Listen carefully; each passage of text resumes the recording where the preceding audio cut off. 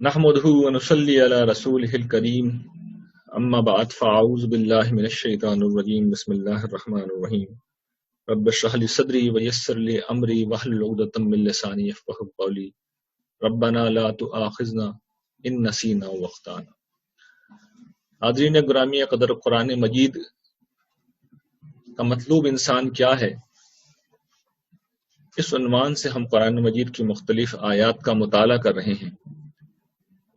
آج کے دن ہم جن آیات کا مطالعہ کریں گے وہ سورہ اعراف کی آیت نمبر 31 تا 33 ہے، اور جو اس کا عنوان ہم نے قائم کیا ہے وہ ہے کہ حرمتوں کے باب میں خدائی ضابطہ، یعنی اللہ تعالیٰ کا قانون کیا ہے۔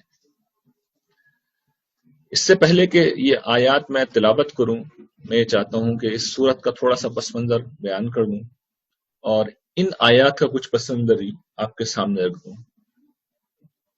یہ جو سورہ اعراف ہے یہ سورہ انعام کے ساتھ مل کے ایک جوڑا بناتی ہے، اور ان دونوں صورتوں کا جو مرکزی خیال ہے وہ یہ کہ رسول اللہ صلی اللہ علیہ وسلم کے جو مخاطبین قریش مکہ تھے ان کے اوپر ایک آخری اور فیصلہ کن اتمام حجت کیا جائے۔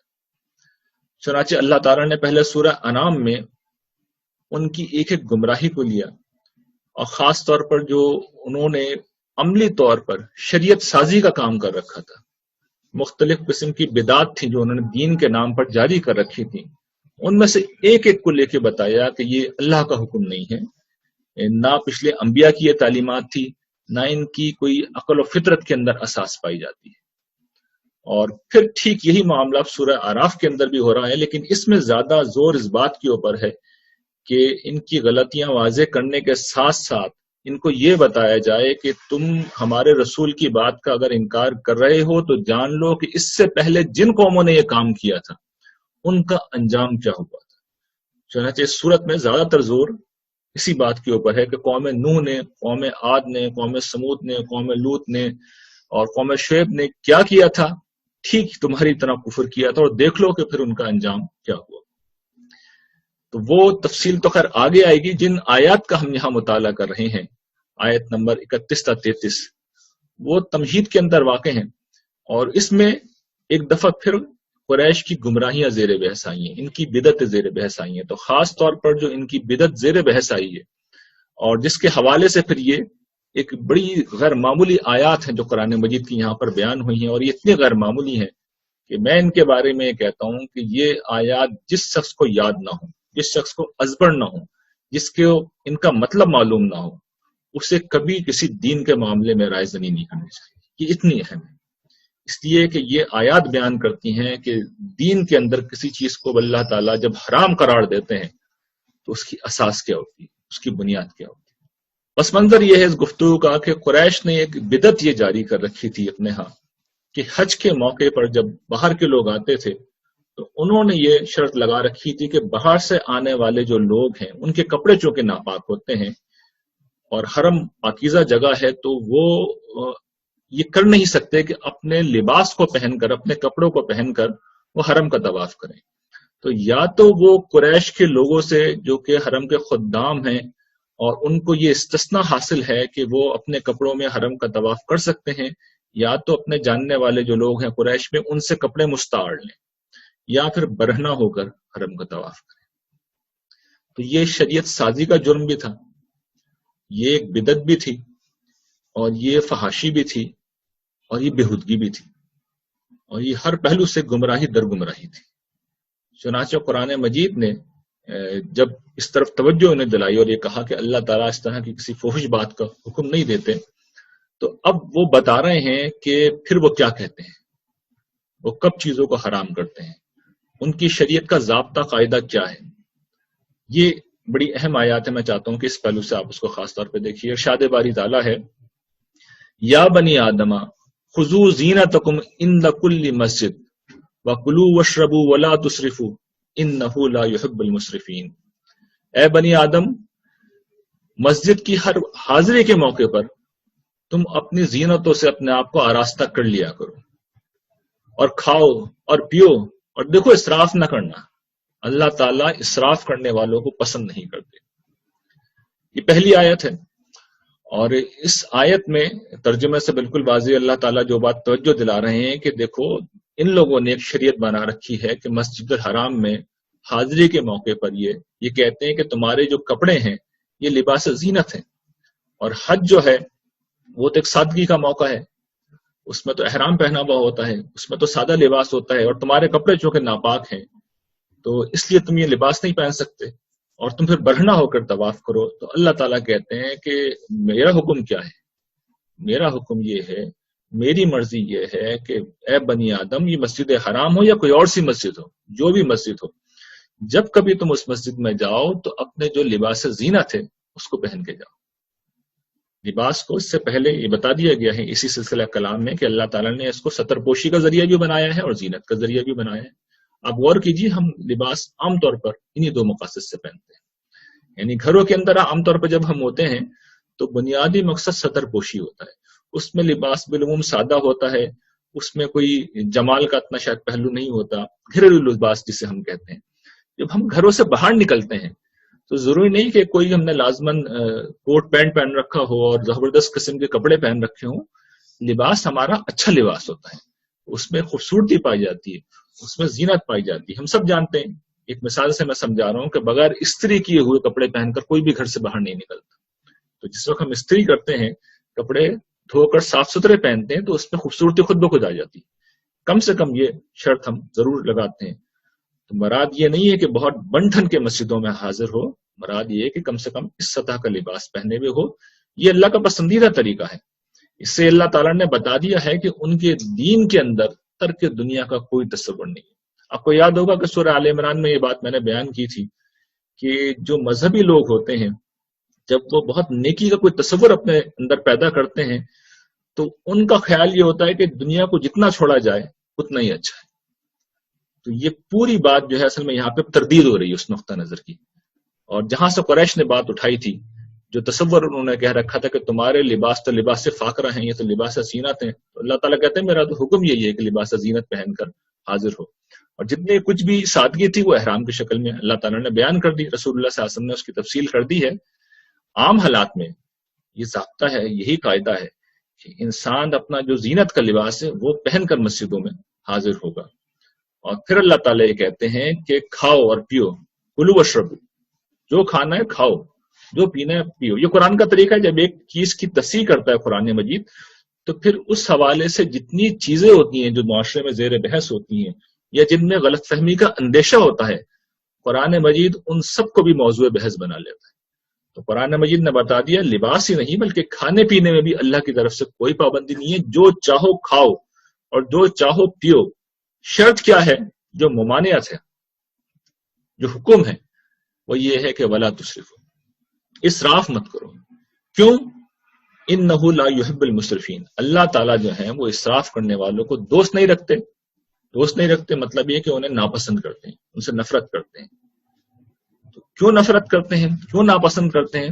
اس کی وجہ یہ ہے کہ اسراف کا مطلب یہ ہوتا ہے کہ جتنی مجھے ضرورت ہے، اچھا ضرورت یہ بھی ہو سکتی ہے کہ میری ضروریات کے حوالے سے ہو، ضرورت میرے اور آپ کے ذوق جمال کی بھی ہو سکتی ہے، یعنی خوبصورتی بھی، وہ بھی ضرورت ہو سکتی ہے۔ گھر میں ہم مثال کے طور پر اگر کچھ فرنیچر لا رہے ہیں تو وہ بہت سادہ بھی ہو سکتا ہے، وہ کچھ اچھا بھی ہو سکتا ہے۔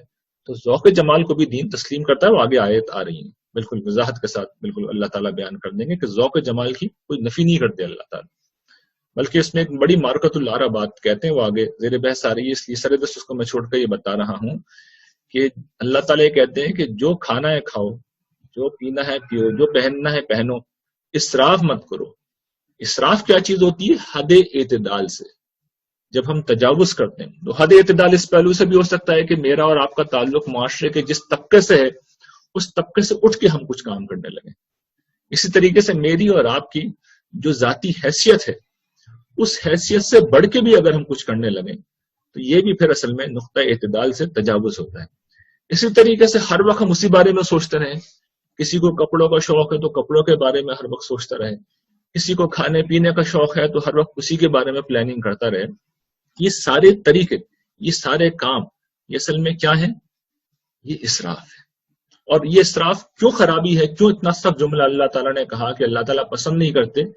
یہ اس لیے کہا ہے انہوں نے کہ اسراف کرنے والوں کے پاس اصل میں انفاق کے پیسے نہیں بچتے. یہ چیز سورہ بنی اسرائیل میں آ جائے گی بالکل وضاحت کے ساتھ کہ جب پیسے سارے یہاں لگ گئے ہیں، سارا خرچہ یہاں پہ ہو گیا ہے، تو پھر اللہ کی راہ میں کیا خرچ کریں گے؟ بندوں پر ہم کیا خرچ کریں گے؟ ہم خدا کے دین کی نصرت میں کیا خرچ کریں گے؟ تو اعتدال کے ساتھ تو کوئی پرابلم نہیں ہے، توازن کے ساتھ کوئی پرابلم نہیں ہے، ضرورت کے لحاظ سے کوئی پرابلم نہیں ہے، ذوق جمال کی تسکین کے لیے کوئی پرابلم نہیں ہے، اسراف پہ پرابلم ہے. اس چیز کی ممانعت. پھر اللہ تعالیٰ آگے ارشاد فرماتے ہیں قل، اے نبی ان سے پوچھیے. قرآن مجید میں بعض اوقات قل کا لفظی مطلب تو ہوتا ہے کہہ دیں، لیکن اس طرح جب آتا ہے تو اصل میں سوال کر رہا ہے. قل، ان سے پوچھیے من حرم زینت اللہ الذی اخرج لعبادہ والطیبات من الرزق. اے نبی ان سے پوچھیے کہ اللہ کی ان زینتوں کو جسے اللہ نے اپنے بندوں ہی کے لیے نکالا ہے کس نے حرام کیا، اور ان پاکیزہ چیزوں کو جن کا تعلق رزق کی نوعیت سے ہے کس نے حرام کیا ہے. مطلب یہ ہے کہ میں نے تو حرام نہیں کیا، کس نے حرام کیا، کون ہے آئے اور کہے کہ میں نے حرام کیا. پھر فرماتے ہیں قل ہی للذین آمنوا فی الحیات الدنیا خالصۃ یوم القیامہ کذالک نفصل الآیات لقوم یعلمون. اور پھر اس کے بعد کتنا بڑا اللہ تعالیٰ جملہ کہہ رہے ہیں کہ نبی ان کو بتا دیجئے. کیا بتا دیجئے؟ کہ یہ جو نعمتیں ہیں، یہ جو زینتیں ہیں، یہ جتنا بھی جمال ہے، یہ جتنی بھی چیزیں میں نے پیدا کی ہیں، یہ میں نے پیدا ہی اہل ایمان کے لیے کی ہیں اس دنیا میں. لیکن کفار بھی میری حکمت کے تحت، حکمت کیا ہے کہ آزمائش ہو رہی ہے، تو کفار کو بھی میں اس سے آسودہ ہونے دیتا ہوں، ان سے فائدہ اٹھانے کی اجازت دے دیتا ہوں. لیکن جب قیامت کا دن آئے گا تو اسے خالصتاً اہل ایمان کے لیے وقف کر دیا جائے گا. ہر خوبصورتی کو، ہر نعمت کو خالصتاً اہل ایمان کے لیے وقف کر دیا جائے گا. مطلب یہ کہ کفار نافرمانوں کو اس سے محروم کر دیا جائے گا. اس دنیا میں بھی یہ اہل ایمان ہی کے لیے پیدا، جو خوبصورتی کی گئی ہے اہل ایمان ہی کے لیے پیدا کی گئی ہے. لیکن آزمائش کی بنا پر جو اللہ تعالیٰ کے نافرمان ہیں، جو ان کے منکر ہیں، ان کو بھی وہ فائدہ اٹھانے کی اجازت دے دیتے ہیں. اور قیامت کا دن جب آئے گا پھر تو یہ چیزیں وقف کر دی جائیں گی اہل ایمان کے لیے، اور کفار کو ایک گھوٹ پانی بھی نہیں دیا جائے گا. یہ صورتحال ہوگی وہاں پر، اور ساری خوبصورتیاں پھر اس روز ان کے لیے خاص ہوں گی. یہ جو حکم ہے اللہ تعالیٰ نے، یہ جو بات یہاں پہ کہی ہے، مارکت العربات ہے، یعنی مذہب کی تاریخ میں بالکل منفرد آیت. اس نے اس پورے تصور کو باطل کر کے رکھ دیا جو کہ ترک دنیا کا تھا، یا ترک جمال کا نقطہ نظر تھا. وہ تو یہ کہتا ہے نا کہ بھئی آپ جتنی دنیا کو چھوڑیں گے اور جتنا خوبصورتی کو چھوڑیں گے اتنا ہی آپ روحانیت سے قریب ہوں گے. اللہ تعالیٰ تو یہ کہہ رہے ہیں کہ نہیں، یہ تو پیدا ہی بندوں کے لیے کی گئی ہیں. یہ نعمتوں کو استعمال کریں اور میرا شکر کریں اور مجھ سے قریب ہوں. اور میں ہمیشہ یہ توجہ دلاتا ہوں کہ اللہ تعالیٰ نے اس دنیا میں سسٹم ایسا بنایا ہے کہ ہم 99% زندگی میں، بلکہ اس سے بھی زیادہ عرصے تک ہم خوشحالی رہتے ہیں، ہم صحت مند رہتے ہیں، ہم فٹ رہتے ہیں. 1% حصے میں کئی مسائل آتے ہیں تو ہم انہی کو مرکز نگاہ بنا کر رونا دھونا کرتے رہتے ہیں. جبکہ اصل دین کی حکمت کیا ہے کہ میرے بندے نعمتیں پائیں اور شکر کریں. تو ہمارے ساتھ مسئلہ یہ کہ کوئی ایک نعمت چھن جاتی ہے تو اس کی ہمیں تکلیف ہوتی ہے اور ہم شور مچا دیتے ہیں. جبکہ حقیقت یہ ہے کہ اللہ تعالیٰ نے ہمیں ہر حال میں بڑی اچھا رکھا ہے، خوبصورتیوں میں رکھا ہے، عافیت میں رکھا ہے، آسانی میں رکھا ہے. اور وہ یہ چاہتے ہیں کہ میرے بندے میری نعمتوں سے محظوظ ہوں، لطف اندوز ہوں، ان کو انجوائے کریں اور میرا شکر کریں. تو اللہ کی تو اصل اسکیم یہ ہے. اب ظاہر ہے کہ یہ کہیں زیر بحث نہیں آتی، لیکن دین کی تعلیم تو یہ ہے. قرآن مجید بالکل واضح ہے، یہ اتنی غیر معمولی آیت ہے کہ اس نے اس پورے تصور کو بدل کے رکھ دیا. تو اس کو میں سمجھتا ہوں کہ ہمارے سامنے ہمیشہ رہنا چاہیے. اس کے بعد جو اگلی آیت ہے اس میں اللہ تعالیٰ اب گن گن کے بتا رہے ہیں میں نے کیا چیزیں حرام قرار دی. دیکھیے حرام قرار دینے کا ایک طریقہ تو وہ ہے جو قرآن مجید میں عام طور پر بیان ہوا ہے کہ کسی برائی کا، کسی گناہ کا، کسی اللہ تعالیٰ کی ناپسندیدہ چیز کو متعین کر کے بیان کر دیا ہے کہ بھئی یہ چیز ہے. ہم پڑھ چکے ہیں، بہت ساری چیزیں پیچھے پڑھ چکے ہیں. ابھی پیچھے ہم نے پڑھا اسراف، اللہ تعالیٰ نے نام لے کے بیان کیا، اسراف مت کرو، یہ ایک چیز بیان کر دی. تو ایک طریقہ تو یہ کہ اس برائی کا نام لے کے کہا جائے کہ یہ چیز مت کرو. ایک دوسرا طریقہ ہوتا ہے، وہ طریقہ یہ ہوتا ہے کہ جو ممنوعات ہیں ان کو اصولی طور پر بیان کر دیا جائے، ان پرنسپل ان کو بیان کر دیا جائے، ان کی کیٹیگریز بیان کر دی جائیں تو اس آیت میں اصل میں یہی کام ہے جو کیا جا رہا ہے. چنانچہ اللہ تعالیٰ ارشاد فرماتے ہیں قل انما حرم ربی الفواحش ما ظہر منها وما بطن. پہلی چیز اللہ تعالیٰ کہتے ہیں کہ اے نبی نے بتا دیے، ان سے کہہ دیے کہ میرے رب نے تو حرام کیا ہے کس چیز کو؟ نمبر 1 فواحش کو، چھپے ہوئے ہوں چاہے ظاہر ہوں. پچھلی دفعہ بھی بہت تفصیل سے ہم نے اس کو پڑھا تھا کہ فواحش کا مطلب کیا ہے؟ جنسی بے راروی پر مبنی کام. اس میں زنا بھی ہے، اس میں بدکاری بھی ہے، اس میں ہوموسیکچولیٹی بھی ہے، اس میں اریانی بھی ہے، اس میں جنسی معاملات کا، جنسی باتوں کا افشا بھی ہے، جنسی اعضاء کو ظاہر کرنا بھی ہے. یعنی یہ ساری چیزیں جو ہیں فحش کے اندر شامل ہیں، اور یہاں پہ بھی جمع ہے.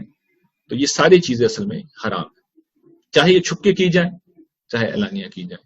اور پچھلی دفعہ میں نے بہت تفصیل کے ساتھ اس پہ گفتگو کر کے بتایا تھا کہ کیا اس کا پس منظر ہے، کیوں قرآن مجید نے اسے حرام کیا ہے، اس کے اثرات اور نتائج کیا ہوتے ہیں.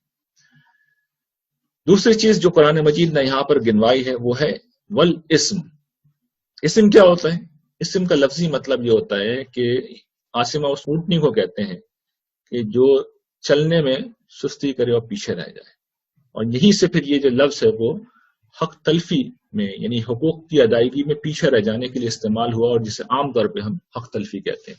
اور پھر ان جنرل یہ لفظ گناہ کے لیے استعمال ہونے لگا. لیکن اگر آپ اس کو روٹ میں جائیں اور دیکھیں کہ اس کا اصل مفہوم کیا ہے تو وہ اصل میں حق تلفی ہے. اور یہاں پر یہ خاص اپنے اصل معنوں کے لیے وقف ہے. اس کا سبب یہ ہے کہ یہ دیگر برائیوں کے ساتھ آ رہا ہے، دیگر گناہوں کے ساتھ بیان ہو رہا ہے. تو اب یہ عمومی طور پر جو ہم گناہ کہہ دیتے ہیں یہ اس مفہوم میں اب استعمال نہیں ہو رہا، بلکہ خاص اس مفہوم میں استعمال ہو رہا ہے جس کو ہم کہتے ہیں حق تلفی کے مفہوم میں. حق تلفی کیا ہوتی ہے؟ اس کی ایک مثال ہم نے پچھلی دفعہ پڑھی تھی کہ ناپ تول قرآن کہتا ہے کہ پورا کرو. تو ایک شخص نے ہمیں پیسے دیے ہیں اور پورے پیسے دیے ہیں تو اس کا یہ حق قائم ہو گیا کہ ہم پورا تول کے دیں اسے، پورا ناپ کے دیں اسے. ہم یہ کام نہیں کرتے تو یہ گویا کہ ناپ تول میں کمی جو کیا ہے یہ اسم کے تحت آنے والا ایک گناہ ہے. فواحش میں نے گنوا دیا کہ زنا ہے، ہوموسیکچولیٹی ہے، اریانی ہے، یہ سارے جو نام بنام لے کے ہم گناہ گنوائے جا رہے ہیں یہ فواحش کے تحت آ جائیں گے. اور ہر وہ گناہ جس میں کسی کا حق تلف ہو رہا ہوگا وہ اسم کے تحت آ جائے گا، وہ حق تلفی کے تحت آ جائے گا. اس میں یہ بات سمجھ لیجیے کہ قرآن مجید نے یہی بات کم و بیش سورہ نحل میں بیان کی ہے، اور وہاں پر وہ آیت ہے کہ ان اللہ یامر بالعدل والاحسان وایتاء ذی القربى وینہی عن الفحشاء والمنکر والبغی. کہ اللہ تعالیٰ حکم دیتا ہے کس چیز کا؟ عدل کا، احسان کا اور رشتہ داروں کو دینے کا، اور روکتا ہے ٹھیک 3 یہی چیزیں، فواحش سے روکتا ہے اور منکر سے روکتا ہے اور زیادتی سے روکتا ہے. تو وہاں پر لفظ منکر آ گیا، یہاں پر اسم ہے. دیکھیے یہ جو حق تلفی کی جتنی چیزیں ہوتی ہیں یہ انسانی فطرت کے لیے کوئی اجنبی نہیں ہوتی، انسان اچھی طرح واقف ہوتے ہیں. اچھا نہیں واقف ہوتے تو جیسے ہمارے ساتھ کیا جائے گا ہمیں سمجھ آ جائے گی. ناپ تول کرنے کی مثال اگر سامنے رکھ لیجئے، ہم اگر کسی سے پورے پیسے لے کر اگر پورا نہیں تول رہے تو ہو سکتا ہے ہم کوئی توجیہ کر لیں، لیکن جس روز ہمارے ساتھ یہ کام ہو جائے گا تو ہمیں فوراً پتہ چل جائے گا کہ یہ بہت غلط کام ہے، فوراً ہم بتا دیں گے یہ تو غلط کام ہے. تو یہ کیا ہے؟ یہ منکر ہے. مطلب انسانی چیز اس کا اجنبی ہونا اچھی طرح سمجھتی، اس کو منکر کہتے ہیں. اسی کے اندر پھر ایک تیسری چیز بھی آ جاتی ہے اسی کے اندر، اور اس کا تعلق یہ فطری چیز تھی منکر، وہ ہے طبعی چیز، یعنی انسانی فطرت جس کو پہچانتی ہے، جس کا ذکر ہم نے پیچھے پڑھا. والطیبات میرا رزق کے الفاظ آئے نا، پاکیزہ چیز ہے رزق کی، اس کا اپوزٹ ہوتا ہے خبیث. طیبات اور خبائث. تو انسان کی طبیعت خبائث کو بھی اچھی طرح جانتی ہے اور طیبات کو بھی اچھی طرح جانتی ہے. یعنی خاص طور پر یہ رزق کے معاملات میں انسان، اس میں کبھی غلط فہمی نہیں ہوتی انسانوں کو کہ کیا چیز کھانے کی اور کیا چیز کھانے کی نہیں ہے. سب کو پتا ہے کہ چیلے نہیں کھائی جاتی، کوے نہیں کھائے جاتے، سانپ و بچھو نہیں کھائے جاتے. تو قرآن مجید ان چیزوں کو بھی ہمارے سامنے رکھتا ہے، مثالیں دے کے دوسرے مقامات پہ بیان کر دیتا ہے. جہاں جہاں اس میں کوئی شک و شبہ تھا قرآن مجید نے نام لے لے کے ان چیزوں کی بھی تصحیح کر دی. تو اس اسم کے کیٹیگری میں منکرات بھی آ گئے، خبائث بھی آ گئے، جو سب اسی کی نوعیت کی چیزیں، یعنی انسانی فطرت جن کو اچھی طرح پہچانتی ہے، سمجھتی ہے. یہ 3 قسم کی چیزیں اصل میں اسم میں ہی شامل ہے، اسم، خبیث اور منکر. تو یہ گناہ کی ایک دوسری کیٹیگری ہے، اس کو بھی اللہ تعالیٰ نے حرام کر رکھا ہے، اس کو بھی اللہ تعالیٰ نے حرام کر دیا. قرآن مجید جگہ جگہ کہتا ہے نا تمہارے لیے طیبات حلال کر دی گئی ہیں. تو نام لے کے نہیں بتاتا تھا یہ بات کا، انسان اچھی طرح واقف ہے، وہ جانتے ہیں کہ بیف کھایا جاتا ہے، وہ جانتے ہیں کہ مٹن کھایا جاتا ہے، سور کے گوشت میں ابہام تھا، اس کا نام لے کے اللہ تعالیٰ نے بیان کر دیا، مردار میں ابہام تھا، اس کو اللہ تعالیٰ نے واضح کر دیا، غیر اللہ کے نام پہ ذبح کیے گئی چیز کے بارے میں ابہام تھا، اس کو اللہ تعالیٰ نے واضح کر دیا، بہتے ہوئے خون کے بارے میں ابہام تھا، اس کو نام لے کے اللہ تعالیٰ نے واضح کر دیا۔ جن چیزوں میں ابہام ہوتا ہے ان کو اللہ تعالیٰ نے واضح کر دیا، ورنہ لوگ ان چیزوں سے واقف ہیں۔ تو یہ دوسری کیٹیگری ہے، اس کیٹیگری کے تحت جو چیز بھی آئے گی وہ حرام ہو جائے گی، وہ حرام ہو جائے گی، اور اسی کا یہاں پہ بیان ہے۔ تیسری چیز اللہ تعالیٰ بیان کرتے ہیں والبغی بغیر الحق، یعنی کسی کے ساتھ ناحق زیادتی کریں۔ ناحق زیادتی کا مطلب یہ نہیں ہے کہ حق کے ساتھ آپ زیادتی کر سکتے ہیں، حق کے ساتھ کبھی زیادتی ہوتی نہیں، یہ تو اس کی شناعت کا بیان ہے۔ اس کو یوں سمجھے مثال سے کہ اگر کسی شخص کو قصاص میں قتل کیا جا رہا ہے، کسی نے کسی کو قتل کیا اور اس کے بدلے میں اس شخص کو قتل کیا جا رہا ہے، تو اس کے ساتھ کوئی زیادتی نہیں ہو رہی، بلکہ اس کو تو اس کی زیادتی کا بدلہ دیا جا رہا ہے، تو اس کو زیادتی کہیں گے ہی نہیں۔ ناحق زیادتی کبھی بھی نہیں ہوتی، زیادتی ہمیشہ جو ہے وہ کی جاتی ہے تو اسی بنیاد کے اوپر کہ ایک شخص نے حق کو پامال کیا ہے اور ظلم کیا ہے، اس بنیاد کے اوپر ہی جرم کیا ہے۔ ورنہ قرآن مجید اس معاملے میں بالکل واضح ہے کہ زیادتی کا زیادتی ہونا انسان کو بالکل معلوم ہوتا ہے، اور اس کی سب سے عام شکل کیا ہوتی ہے؟ جب ہم ایک دوسرے کے ساتھ ظلم کرتے ہیں، کسی کی جان، مال، عزت و آبرو پر جب ہم حملہ کرتے ہیں، کسی کو قتل کر دیتے ہیں، کسی پہ الزام لگا دیا، جھوٹا الزام لگایا، بہتان لگایا، اس کی عزت پہ حملہ ہے، کسی کی زمین پہ قبضہ کر لیا، کسی کے گھر پہ قبضہ کر لیا، تو یہ ظلم ہے، یہ زیادتی ہے، اور یہ بغیر حق، یہ ہر حال میں بغیر حق ہوتی ہے، یہ ہر حال میں بغیر حق ہوتی ہے۔ اس کی شناعت کا بیان ہے کہ جب بھی تم یہ کرو گے بغیر کسی حق کے کر رہے ہو، تو یہ بھی اللہ تعالیٰ کہتے ہیں بالکل حرام ہے۔ ہر وہ چیز جو اس کے تحت آ رہی ہے، اور یہ بیان کرنے کی وجہ یہ ہے کہ تمدن کی تبدیلی کے ساتھ، خاص طور پر قرآن مجید ایک ایسے دور میں نازل ہوا ہے کہ جب ایگریکلچر ایج تھی، اور اب ہم ایسے دور میں جی رہے ہیں کہ جب انڈسٹریل ایج آئی اور انفارمیشن ایج آئی، تو اس میں گناہوں کی نئی نئی قسمیں وجود میں آتی ہیں۔ مثال کے طور پر یہ جو ہمارے ہاں فواہش کو آپ لے لیجیے، تو اب جو انٹرنیٹ کے ذریعے سے نئی چیزیں وجود میں آئی ہیں، شاید پہلے اس کا کوئی تصور نہیں تھا اس طرح، اب اس کی نئی نئی قسمیں ہیں۔ تو قرآن کریم صراحت کے ساتھ تو اس طرح ذکر نہیں ہے، لیکن چونکہ اصول وہاں پہ فحش ہے چیز، تو وہ حرام ہو جاتی ہے۔ بالکل اسی اصول کے اوپر اگر کوئی چیز رزق کمانے کے معاملے میں، بہت سے کاروبار ہیں جو نئے کاروبار ہیں، اس میں اگر ظلم پایا جا رہا ہے، اس میں حق تلفی پائی جا رہی ہے، تو وہ خود بخود حرام ہو جائے۔ یہ بنیادی چیز ہے جو سمجھانی مقصود ہے۔ اگلی وہ چیز قرآن مجید بیان کر رہا ہے کہ وَأَن تُشْرِكُوا بِاللَّهِ مَا لَمْ يُنَزِّلْ بِهِ سُلْطَانًا، کہ تم اللہ کے ساتھ کسی کو شریک کرو، اور شریک کرو کس طرح کہ اللہ نے اس کے حق میں کوئی دلیل نہیں بتائی۔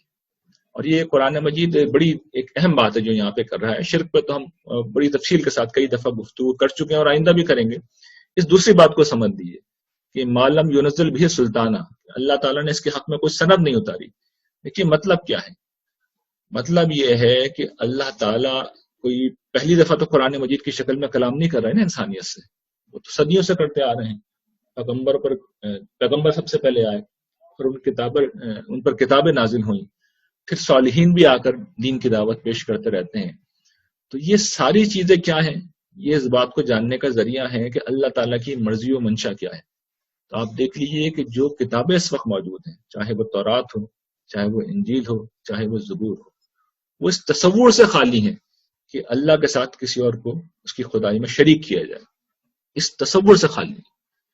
یعنی مسیحیت جیسا مذہب جو تورات کو بھی مانتا ہے، انجیل کو بھی مانتا ہے، آپ دیکھ لیجیے، آپ تورات کو اٹھا کے دیکھ لیجیے، آپ انجیل کو اٹھا کے دیکھ لیجیے۔ انجیل تو کہتے ہیں کہ حضرت عیسیٰ کی کتاب ہے حضرت عیسیٰ کی کتاب، اس کے بارے میں تو کوئی شخص یہ سوچ سکتا ہے کہ شاید اس کے اندر شرک کا کوئی شائبہ ہو، وہ شرک کے ہر شائبے سے خالی ہے، بالکل خالی ہے۔ تعویل کی بعض غلطیاں ہیں جو لوگوں نے اختیار کر لی اور اس کے نتیجے میں پھر عقائد ایجاد کی ہیں، ورنہ بالکل خالی ہے۔ انجیل جیسی کتاب بالکل خالی ہے کہ اللہ تعالیٰ کا کوئی معاذ اللہ بیٹا یا بیٹی ہو سکتا ہے، اس تصور سے انجیل خالی ہے۔ تو اللہ تعالیٰ کہتے ہیں کہ میں نے تو اس کے حق میں کوئی سلطان، کوئی سند، کوئی دلیل کبھی اتاری نہیں۔ اور اس دفعہ کا جو انذار میرا شائع ہوا ہے دسمبر 2015 کا، اس میں آپ پڑھ لیجیے، اس کو میں نے تفصیلی دلیل کے طور پہ لکھا ہے مضامین قرآن کے اندر، کہ جو مسلمہ علمی روایت ہے، چاہے وہ سائنس کی ہے چاہے وہ مذہب کی ہے، وہ شرک کے حق میں کوئی دلیل نہیں دیتی بلکہ شرک کے خلاف پڑے گی۔ مذہب کی تاریخ تو میں نے آپ کو بیان کر دی۔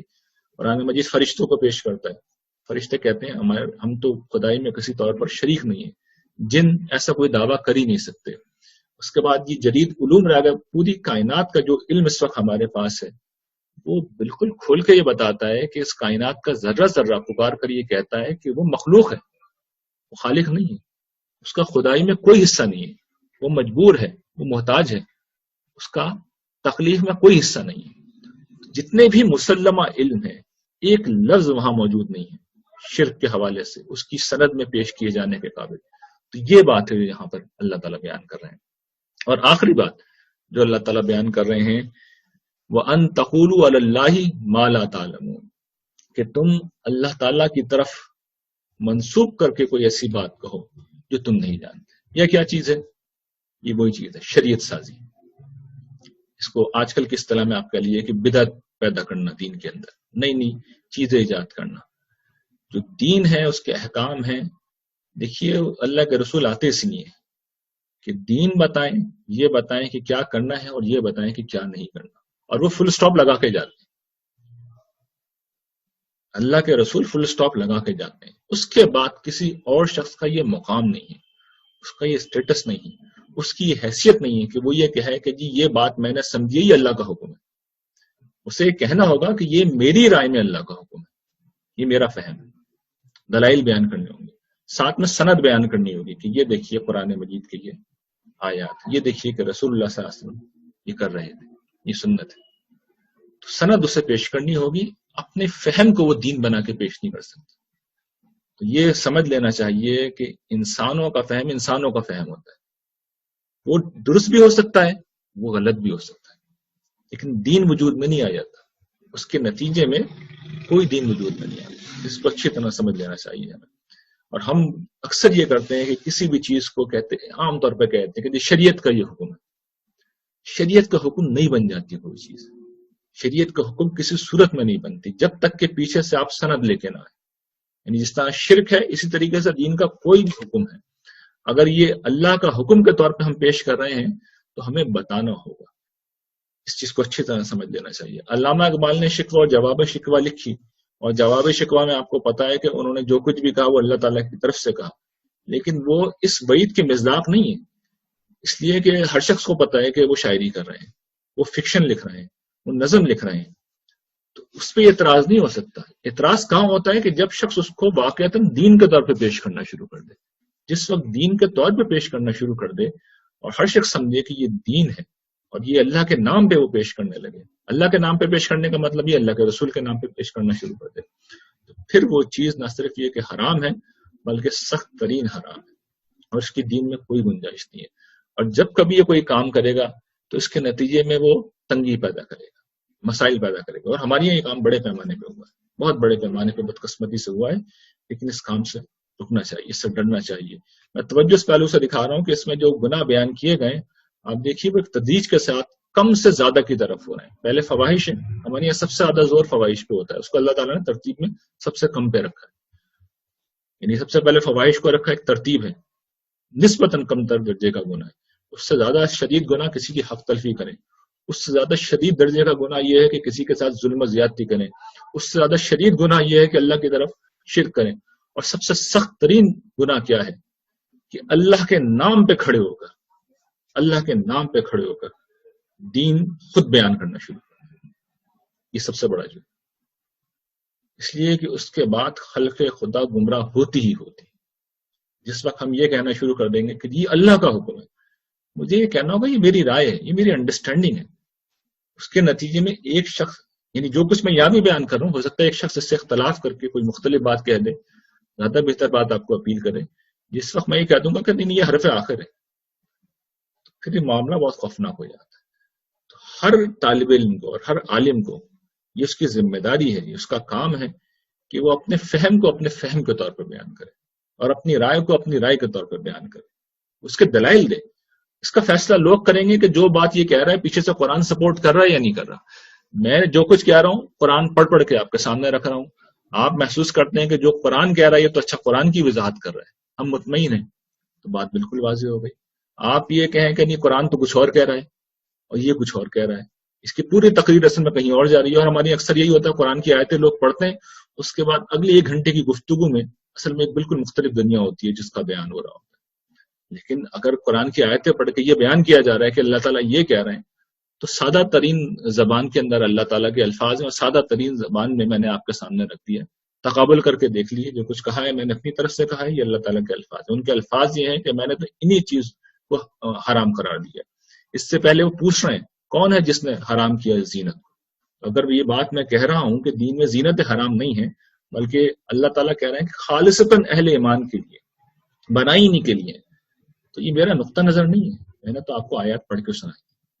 تو جو آدمی بھی بات کہے گا اسے پیچھے سے اپنی تائید میں بات لانی ہوگی، تو اگر وہ تائید میں بات ہے تو پھر ٹھیک بات ہے، اور اگر وہ کہتا ہے کہ جی آیات کو تو کونے میں رکھو، رسول اللہ صلی اللہ علیہ وسلم کی بات ہے اس کو بھی ذرا کونے میں رکھو، میں اب یہ بیان کر رہا ہوں کہ یہ دین ہے، تو پھر یہ سنگین چیز ہے، یہ سنگین قسم کا گناہ ہے، اور ہمیں پھر اس معاملے میں بڑا احتیاط کرنا چاہیے۔ وآخر الدعوانا ان الحمد للہ رب العالمین۔